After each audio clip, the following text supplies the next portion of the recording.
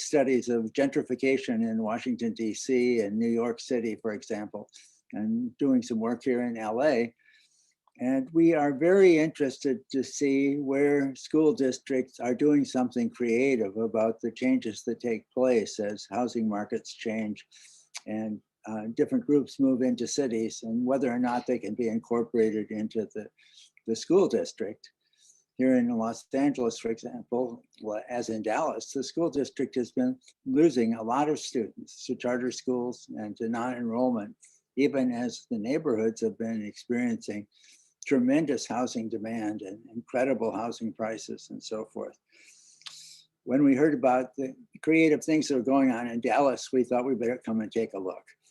And we found wonderful colleagues at SMU to work with us in doing this. And we feel that it's very important for the whole country as cities go through big changes to look at creative efforts that are being made and to exchange information across the country. That's why we came to Dallas, and we had a very good experience in taking our initial look at these projects. Yeah, and unfortunately, there are not a lot of places still in the country that are as innovative in looking at these issues as Dallas. So this was a real opportunity to see a place that was very focused and innovating on around the issue of desegregation. The reality is that there was a lot of effort on these issues in the 1970s, 1980s. In Dallas, for example, the desegregation plan was shut down in the 1990s. A lot of magnet schools were created in that era all over the country. And then they kind of lost their desegregation purposes and became selective schools, as what happened in Dallas. So we're very interested in this new generation of work to try to create new schools to draw in diverse populations in our cities, because there's a lot of research that's happened in recent years from Raj Chetty at Harvard, Rucker Johnson at Berkeley, and others who've shown very powerful lifetime effects of desegregation experiences on the lives of students. Well, thank you. And in looking at Dallas, this study in particular focuses on this model of innovation and transformation schools. And we wanted to ask you, why did you consider it important to study innovation and transformation, this model here in Dallas? Why? What are the reasons that you found this so key and decided to focus the research on it? Well, in the 1970s and during the period when desegregation efforts were more alive in the country, magnet schools were used to bring students together from different neighborhoods and to integrate the students. That, as Gary pointed out, that has fallen by the wayside. And although Dallas has magnet schools, those schools are exam schools that students have to test into them. And they're not as effective as the transformation schools and the innovation schools in actually bringing different student populations together. Transformation schools, as we understand them, are created from the ground up in neighborhoods that have underutilized school sites. And so the district is taking schools that were losing population and creating new schools, closing those down and creating new schools there that would be more attractive to a broader section of the population. And the innovation schools are existing schools that adopt a new curriculum. It can be dual language program. It can be personalized learning, as we saw at Dandy Rogers. And we've noted that these schools are actually attracting broader audiences and bringing in new students who otherwise would not have been going to school in these areas. What we see going on in places where there's a really hot housing market is that neighborhoods that middle class and professional families did not look at in the past are getting new attention and are being attractive, in part because of the housing costs, the soaring housing costs in the suburban areas. And this is an opportunity. It's a two-edged sword. we can have a situation where it becomes a lose-lose, where the schools lose their population and the newcomers to the neighborhood don't engage in public schools. We think it's very important to turn it into a win-win, where the school system reaches out and incorporates these new families and takes the opportunity to create some integrated education opportunities where they did not exist previously, and to ideally have a long-term plan to help these neighborhoods achieve lasting, successful diversity. And what about these schools did you find particularly interesting, and why would you recommend replicating these things that you found particularly special about these schools? Well, we should probably start with a little bit about how we got into these schools in the first place. And so we were looking for different examples. We wanted to see both innovation and transformation schools. And we wanted to see schools that were doing different things. And so we went down the list of innovation and transformation schools, and working with our colleagues at SMU, we were able to come up with these three, the three schools that we looked at. I would say one of the things that really stands out, we looked at two transformation schools, Eduardo Mata, the Montessori, and Solar Prep, and one innovation school, which was Rogers. In each case, they had come up with a program that was designed to be attractive in their context to the families that they wanted to attract. So each one of these was doing a different kind of thing, and yet it was very attractive to certain parts of the population. For example, you know, I still remember at Eduardo Mata, I actually was brought to tears at this school because of the absolute joy of the children in the school. It was just an incredibly joyful place. It was a Montessori school, and it was attracting families that really wanted this kind of a model of schooling. It's not breaking records in terms of its achievement scores, test scores. It does fine, but unlike the other two schools that we looked at, it's not way up there in the stellar realms. But the kids love it and the parents love it, and there's very high parent participation in this school because there's such a sense of, I don't have any other word than joy. Well, yeah, and the other thing is as researchers, we know that there's a lot of outcomes of schooling that aren't measured by standardized test scores. We did a book on raising standards or raising barriers, and we've been looking at testing issues. There's a lot of outcomes of school that are about creating a love of learning, Yeah. about creativity and so forth. And we saw some of that reflected in some of these schools. And that's what, of course, excites parents and communities. But it doesn't excite all parents. And Yeah. so again, we saw in a transformation school, in an innovation school, Dan D. Rogers, which really was hitting extremely high marks with its personalized learning program in terms of achievement. And this had drawn families from the neighborhood, families that had been sending their children to other schools and private schools and charter schools, bringing them back in because in fact they were so successful in achievement. So these schools are targeting different families with different desires for the education of their children. From our purposes, the really critical thing is they're targeting students that aren't privileged, as well as the students, the newcomers who are, from highly educated college graduate families.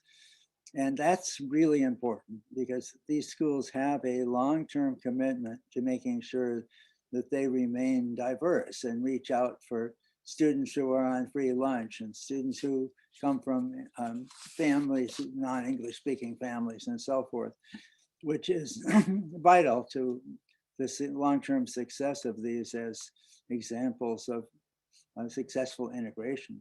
Although And of course, there these, was no obstacle to getting parents involved and making them attractive to the more affluent families. yeah, and of course, that's what we see in the data. So we collected data back as far as we could with these schools to see what they looked like before they became transformation and innovation sites. And in every case, they had been almost exclusively drawing in low-income students. But in every case, in all three of these schools, every year they were drawing in more and more diverse students. In other words, students coming from homes that were not necessarily low income. And that's the way they were diversifying, moving away from being isolated low income schools to being much more integrated socioeconomically. In the case of Solar Prep, which of course is a real jewel that's been even profiled in the New York Times, they opened the school with about 50% low income, 50% middle income students. And they have worked very hard to retain that every year to make sure that it doesn't tip one way or the other. But the other two schools started out with like 95% low income students, and have reduced that percentage of low income students down to the 59% level. So it shows an extraordinary pull of families back into the school district and back into these neighborhoods. Now that you mentioned the coming back into the district, would you say that these models definitely have the possibility or there's an opportunity there to replicate them and have them help as something to bring people back into school districts? Absolutely. I see these as real lighthouses. Um, but they also, as I pointed out, they're serving communities that want to be in this kind of a school. So it doesn't mean that you can take one of these and put it down anywhere in the district. One needs to be paying attention to what the desires of the community and the people in the surrounding areas are looking for. I've been watching magnet schools now for 30 years, and the important thing about it is the magnet or the attraction has to be authentic. So you can't just say something is going to be such and such kind of school. You have to get the leadership and the staff and the training and the support to make it actually happen. Otherwise, you're just creating a nameplate rather than a viable living school. So we don't think this can be done on a mass scale quickly. It has to be done carefully and with good leadership and real resources. And we understand right now, of course, that it's hard to think about this in this terrible pandemic, but there will be a time afterwards when this will become very important. One of the things that I noticed in the Dallas Morning News is that the housing market in Dallas is very hot in the middle of this pandemic. Imagine what it will be like afterwards. This will become even much more important to think about. Yeah, Gary mentioned something though that we really wanted to emphasize, and that is leadership. In each one of these schools, the administrators were obviously very carefully chosen and had a very clear mission, and were implementing that mission with their faculty. I know in at least one case, the principal told us how she had effectively said goodbye to about half of her faculty and when she started out, and began hiring a faculty that would be more of a mind to what they wanted to do, what the mission of that school was. So the leadership was terribly important, and there are only so many of these amazing leaders in any district. So again, the importance of selecting very carefully who's going to lead the school, having a clear mission, and doing it very deliberately and carefully, rather than, because we know that there has been some press to just open up a whole bunch more of these schools since they've been successful. I don't think one could expect the same level of success if one isn't as careful in doing all the planning up front. Yeah, it's not to say it couldn't be a good long-term strategy. Just Oh, it needs to be rolled out skillfully. And we thought these were signs that at least in these sites, it had been rolled out skillfully. And there's certainly lessons to be learned from those places. Well, this answers one of the questions we already had from the audience, which was how important is leadership in making oh, sure. Yes, it's you address that right. super important. And so I guess this answers the follow-up question: can strong leadership be a key takeaway from this study? So clearly, that's Yeah, you can part of the just word. see as a person who's seen a lot of big city school systems, you can walk into a school and you can sense whether there's a good leader there. The signs are all around in the mood and the look of the school and the feel of it. And we saw that in these particular places. And very authentic enthusiasm for Yeah. what they're doing. They're very good salespeople of their Yeah. schools. Yeah. And that's one of the things that we wanted to point out. It's really important that that kind of excitement about these things gets communicated to the real estate community, because we have to remake all of our neighborhoods, even on the normal history of our cities. Every 7 or 8 years, that's how often the average family moves. The people who show people and who sell neighborhoods and sell homes and bring people in need to know about the schools that are being developed there. And then the schools need to welcome people who are thinking about the neighborhoods, show them around, introduce them to the opportunities. Those things are really important because the life of neighborhoods, I always tell people, neighborhoods aren't islands, they're rivers. They're people flowing through, and you have to have guideposts and information flowing and communication between schools and housing, which are both vital aspects. And that includes subsidized housing as well as regular housing. I'm going to connect this with a conversation that we had when you were here doing the study. Um, I remember that part of the conversation was it's surprising how sometimes not only realtors don't know about these great schools, but the community seems to not be aware yet about these fabulous and fantastic programs within these schools.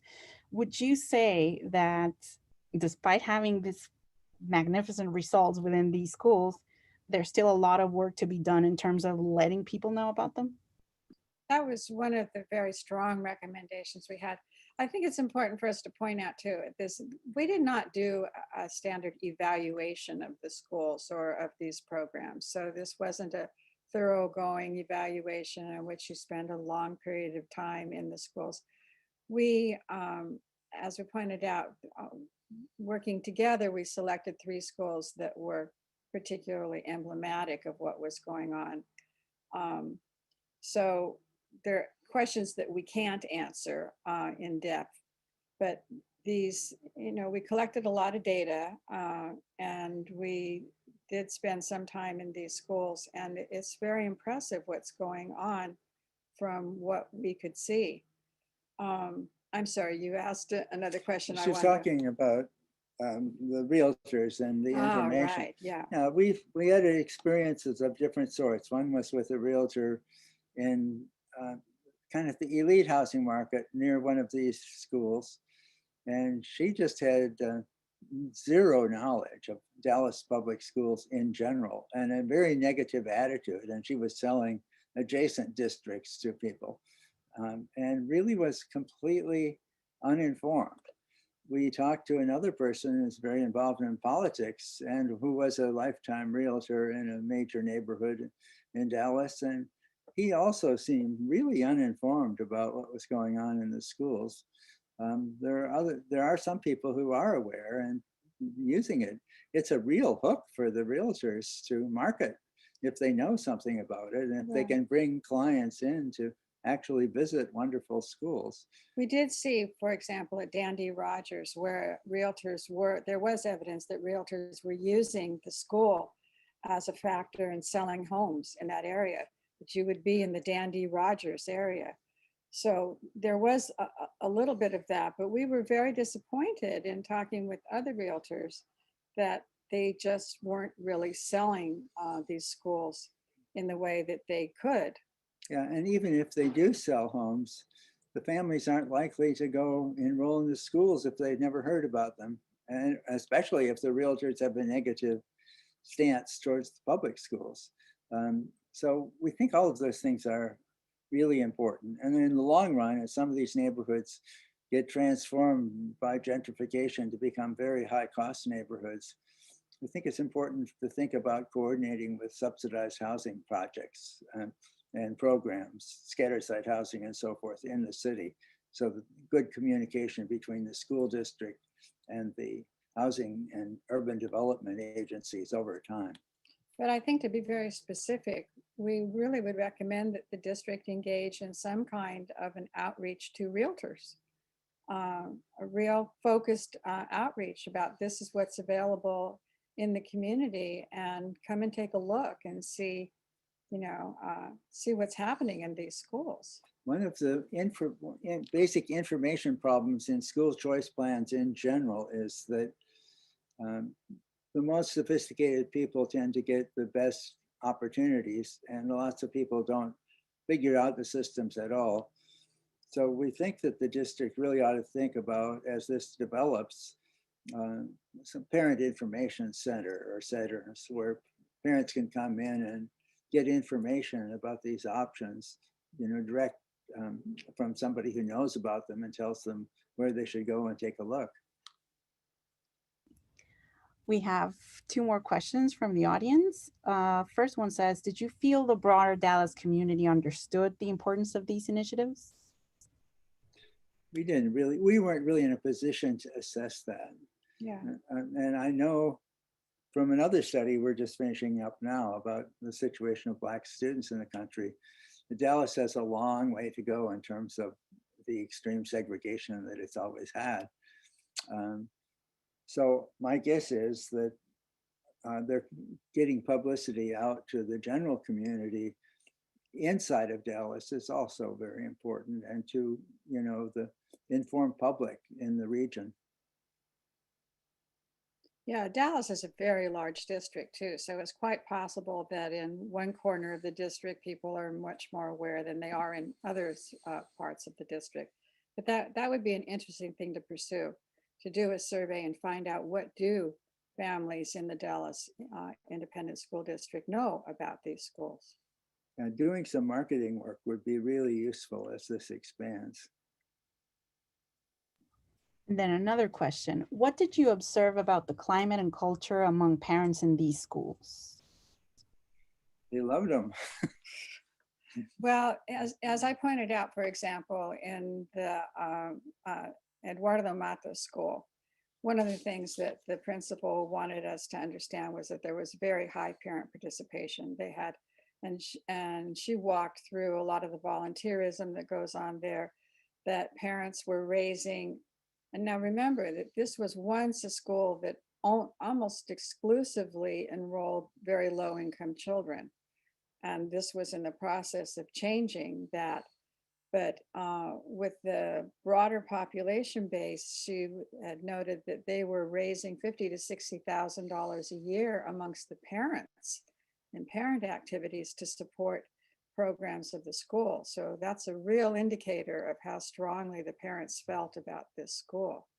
One of the issues that has been of concern in magnet schools in general is that once you begin to get these very activist, highly educated parents in, they tend to take control of things. It's really important to think about making sure that the parents who are less educated from other neighborhoods and so on and so forth feel involved and feel as real participants in these schools as it develops, and don't feel that it becomes something that's kind of taken over by some other group. So to think about different ways of parent involvement and culturally sensitive outreach as this develops is really important. That's a really good point. I think in the, I seem to be going back to Mata, but there are some interesting examples there. They had a dual language program that was not necessarily at the center of what they were doing, but was an important draw for some parents. And this was a way that, for example, Spanish-speaking parents who might have not had a lot of financial resources could contribute to the school in coming in and doing some work with children in Spanish. So that was involving parents who otherwise probably would not have been involved in the school. Okay, do we just had another question that came in? Um, now I'm not sure if this is something that is related to this study in particular, but it says some, if not many, of the Texas legislators hesitate to increase the budget for public schools. How would you convince these lawmakers to increase the budget? If we can increase the budget at state level, how should it be used? I think I that's think that's a great question, Jennifer. I think we like those kinds of big policy questions. And I think that the district really ought to be thinking of using these outstanding schools that are having a real impact in communities as a way of demonstrating what's possible. Because one of the things we did not talk about was the district had dedicated funding for additional funding for each one of these schools. This didn't happen without funding. And so in order to create these what I would call lighthouse schools, the district had committed funding, and the leaders, the principals in each one of these schools had also been doing writing grants and getting money from philanthropy. So it costs money to do these things. I would also say you want to think about the federal possibilities as well, because the Biden administration has committed to a substantial increase in funding for Title I schools and funding for diverse schools. And the House of Representatives this year passed the Stronger Together legislation that is all about funding these kinds of experiences. That hasn't gone anyplace in the Senate yet, but it could under a new administration. So there may be money coming, and it might come fast. And it's important to think about investing some of that and to having proposals ready to expand these kinds of things, because I think they will be strongly favored in the next administration. But surely at the state level, Dallas ought to be thinking about using these schools as a way to ask for additional money, because look what they have managed to do with the additional funds. And we have another question, but before we address it, we'd like to ask you, since it's related to this follow-up question from the audience, what recommendations stemmed from this project, and what would you recommend in order to expand these programs within the district? I think one of the things we felt very strongly about was that the district needs to make it easier for parents to become familiar with these schools and to be able to register. We talked to a couple of parents who were very savvy, very, how do we say it, more upper income parents with a lot of knowledge about schools who had their children in private schools, and they wanted to come into the district. But they were frustrated that it wasn't easy to get information and it wasn't easy to figure out how to register. So we would strongly recommend that the district put up, what would we call it, Gary? A parent information center. Where at least one, and maybe others in other parts of the district, open on Saturday afternoons, or at times when parents could actually come in and get all the information they needed about the offerings and how to register, and be able to actually register on the spot. One of the things that's interesting to think about is that this could be a way to begin more regionalism in the Dallas area. In Connecticut, for example, there are regional magnet schools that are very popular, that draw students not just from the central city school district, but suburban districts as well.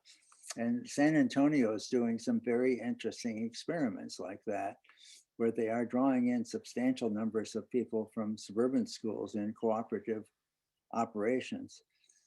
There's no reason not to think about this on a bigger, more creative scale, since Dallas has capacity that it's not using.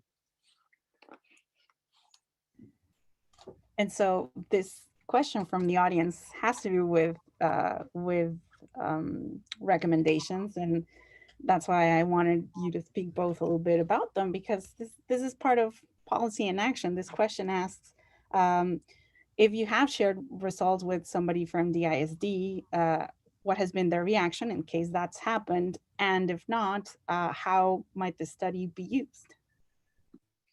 Well, we actually did this study with and for SMU and for the Mission Food Center. So I think it was up to the Mission Food Center to determine to what extent they wanted to use this with the district. But we had lots of good discussions with people in the district when we were there, but that was a while ago. Yeah, and we did not circle back with the report at the end, which I assume will go on to them. And I was going to say, this program today is part of one of those first steps in sharing this study further. So this is definitely policy and the first steps of the policy in action. As soon as the completed study is ready, we will certainly be further reaching out. So that's that's one of the great things about today. It's kind of one of those first steps for that. One of the things about our center is that we don't think our job is just to publish an academic article. Our job is to, help the school systems to improve and to help address underlying issues in the communities. And we don't end it when we publish our study. We're always available to talk to the folks in the districts that we look at. Yeah, and so we certainly would entertain further conversations with them, because we saw some exciting things in Dallas, and we think that more people need to know about it. It's also good for dealing with California's stereotypes about Texas. Okay. Telling the people in LA that they need to learn from Dallas is a good thing. Agreed. Since we're moving into the territory that I was just thinking about people who maybe don't live here in Dallas or who recently moved and aren't so familiarized with the district yet, coming from a different state, what have you seen here that is different and that was part of that makes what's happening within the ISD so exciting, that you would just tell other people, have a look at these schools in Dallas, because it's what has made them so very different than what you've seen in many of the other places that you've studied?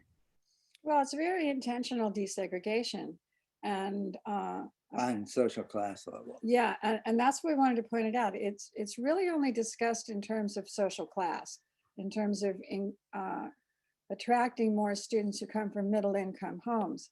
And low income homes. Well, that's basically what they had, was students coming from low income homes. But the idea here was to increase the students coming from middle income homes in order to diversify more. And while the district doesn't talk about it in terms of race or ethnicity, because those things are so closely aligned, income and race and ethnicity, when you increase middle income families, you're also increasing the diversity, the racial and ethnic diversity. So whereas the two schools that were already there, for whom we have data going back to 2010, they were basically all, excuse me, basically all low income students and basically all students of color. But as they, year by year, as they attracted a broader audience, they were also reducing or increasing the percentages of white students who were attending substantially. And so that was effectively desegregating the schools along both dimensions. all voluntary. Yeah, You know, totally This is voluntary. all driven by parents' desire to be in an exciting school, but you get this social benefit as a side effect, not as a result of a court order, but as a result of educational leadership.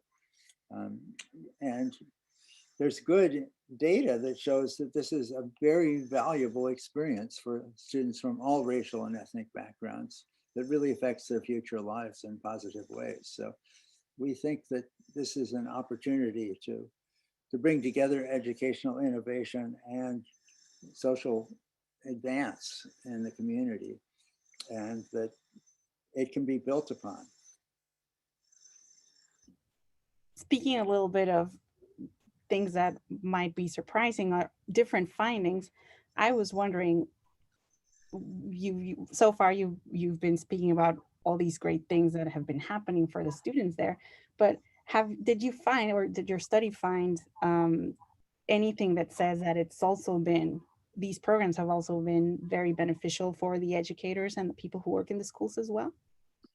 Oh, this is one thing I wanted to mention that was we didn't stumble across this until later in the study, but all of these schools had very diverse faculty. And that's one of the things I would like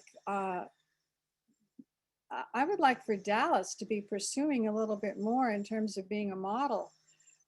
In the Dallas Independent District as a whole, there is substantial diversity in its faculty, but in these schools in particular, they had very diverse faculty. And we know that that makes a difference for children too, to see faculty that look like them. And in the case of white students, for seeing faculty that don't look like them. This has long-term benefits on what people learn from their educational experience about diversity. So this is something I think needs to be pursued more. How is Dallas doing this? And what lessons are there in Dallas for other places, other school districts that don't have as diverse a faculty? And it certainly should be an explicit goal for anything like this. You can't have a successfully integrated school with a segregated faculty. So that should be part of the development of each of these schools as it develops. And we did sense that the teachers who were in the schools were very excited about what they were doing, which is something you don't always find in urban school districts. So giving teachers who are creative and dedicated a chance to do something in an intense way is very positive. Yeah, one of the things we worry about a lot is keeping teachers happy, engaged, and in the schools, because there is a very high attrition rate among teachers. It's a really tough job.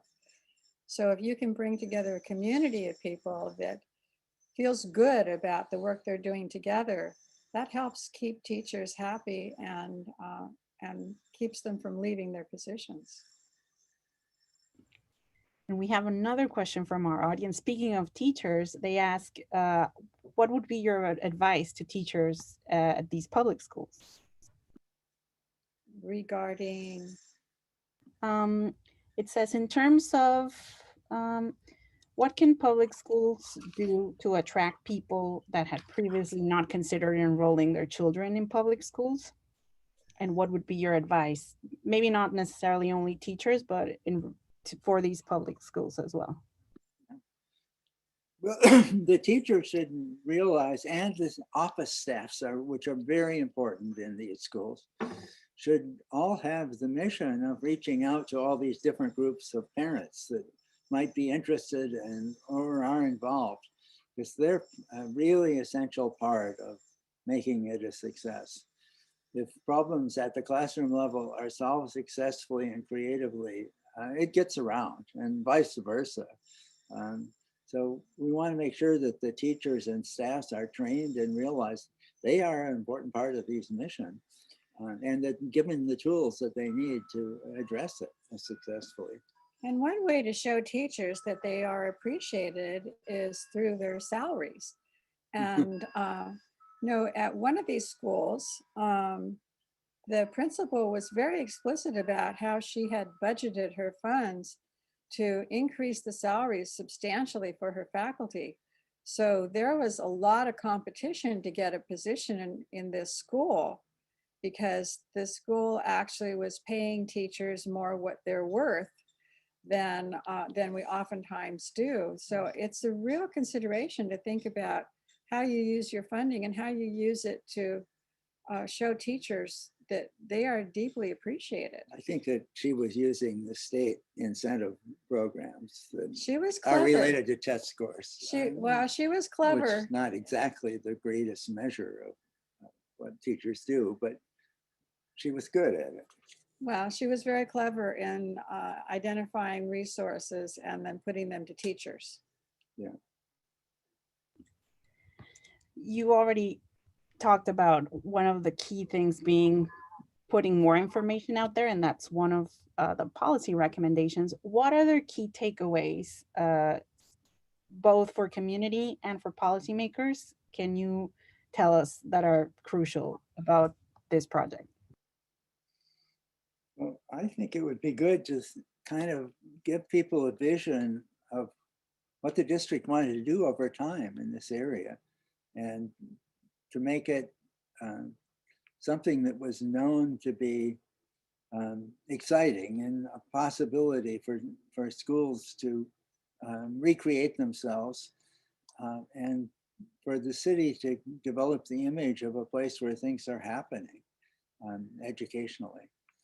So one of the things that we've always advocated is a relationship, an ongoing relationship between the school district and the city planners and the people in charge of housing. We also think universities and community colleges can be really good partners in creation of some of these kinds of schools. Early college schools, schools that share faculty, schools where student teachers are actively involved, and researchers from the universities.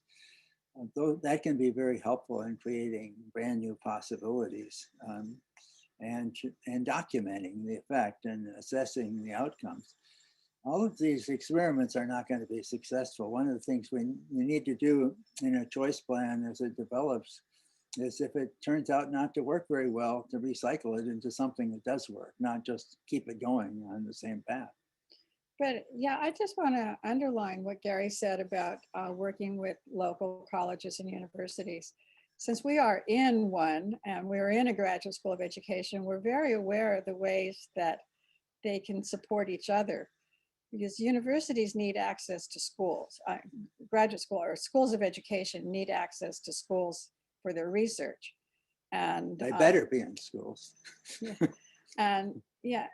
And researchers are oftentimes lamenting how difficult it is to get data and how difficult it is to partner with school districts. But this can work two ways. These kinds of partnerships can also result in additional resources for the schools, people to call on, not just for evaluation studies, but that certainly, but working with the students in many ways. And as we look towards regaining our lives after the pandemic, I think it's going to be especially critically important that the schools partner with their local colleges and universities for tutorial help, for all kinds of ways of thinking about how we dig out of the situation that we've been in, particularly for low-income children, children who haven't had much access to a real education over this period of time. UCLA has a couple of community schools that the university sponsors. And one of them that's been going for a number of years has been remarkably successful in poor neighborhood and getting people qualified for our most competitive University of California campuses, which is a huge accomplishment in that neighborhood. That might be something that Dallas wants to think about, is doing something. Challenge the universities. Yeah. Especially the schools of education. What are you doing? Why aren't you here? Would you like a school? Would you like to develop a parent program? Would you like to bring your students in to do tutoring after school for our students? We haven't talked about SMU people about this, but SMU is sitting right there near some of these neighborhoods. They could play a very creative role. And no, in fact, we have a comment right here that, yeah, the SMU School of Education is in fact working with a DISD. So yes, definitely agreeing that collaboration is crucial. And, you know, this is how this project was born. We believe in collaboration. So we agree. But if there's already a relationship there that can be built upon, we're very, right now, I think researchers across the country are looking at what the problems are going to be as we come out of the pandemic and where we're going to go for resources in an economy that is going to be very difficult. Yeah. And certainly I think that universities and colleges need to be sharing with the school districts ways to help these students get back on track. Okay, speaking of collaboration, there's another question. It says, you're right about the possible mutual benefit to connect with schools and local universities, although it's often difficult with calendars, testing, and other district priorities. What kinds of forums might be appropriate to facilitate these kinds of research conversations? What kinds of forums? I don't know that forums is the right way to think about it. At universities, you know, people tend to think of universities as being run by presidents and so forth. But of course, anything that gets done at a university is done by engaging faculty and students. And the best way to engage them is to have a really interesting research project that's actually beneficial to the school district. So that there's a win-win going on, and there's an ongoing serious intellectual and educational experience. So there should be concrete things that people get involved in continuously, like taking over a school, for example, or like engaging with the research department of the school district, or it has lots of valuable data, involving their students and graduate students in tutoring experiences systematically, not just randomly, but with professional supervision, so that they're actually useful. You know, there's lots of ways to think about this, but it shouldn't just be done at the high levels. It should be done with actual individual faculty members and students, and it should be done in terms of longer term commitments. That probably begins with the upper administration and the dean or others in a position to nominate particular faculty who would be interested to come together to brainstorm. What are the needs of the district and what are the needs of the university, and how could we engage in a win-win collaboration? So I think you start with meeting eyeball to eyeball. Yeah, and the university people will be lots more interested if the district is willing to open and share data with the understanding that the identity of students and individual schools will be protected. But that's a huge hook for universities. Yeah, that's what universities and researchers want. And there's a risk to that, but there's also a gain.